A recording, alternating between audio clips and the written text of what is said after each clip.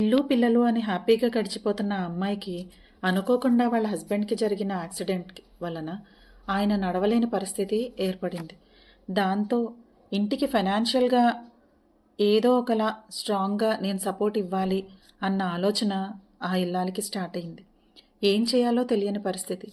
10 ఇయర్స్గా career break తీసుకొని family పిల్లలు అంటూ తనను తను మర్చిపోయి హ్యాపీగా లీడ్ చేస్తున్న లైఫ్లో అనుకోని అతిథిగా ఈ యాక్సిడెంట్ ఎదురయ్యేసరికి నెక్స్ట్ ఏం చేయాలో తెలియని పరిస్థితిలో నన్ను కలవడం జరిగింది. తను ఏం చేయగలదు అని చూసినప్పుడు వాళ్ళ తమ్ముళ్ళని ఇద్దరినీ కూడా తనే 10th వరకు చదివించింది అని అర్థమైంది.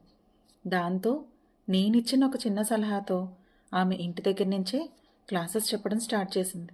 10th క్లాస్ పిల్లల వరకు ట్యూషన్స్ అవి మొదలుపెట్టి ఆ క్లాసెస్ని ఆన్లైన్లో కూడా ఎలా చెప్పుకోవాలి, అదర్ కంట్రీస్లో ఉన్న వాళ్ళకి ఆ సబ్జెక్ట్స్ని ఒకవేళ ఏమైనా డౌట్స్ ఉన్నా ఎలా క్లారిఫై చేయాలి అన్న విషయాన్ని తను తెలుసుకొని ఈరోజు ఫైనాన్షియల్గా స్ట్రాంగ్ అయ్యి ఇంటికి తనే ఒక పిల్లర్గా నిలబడింది.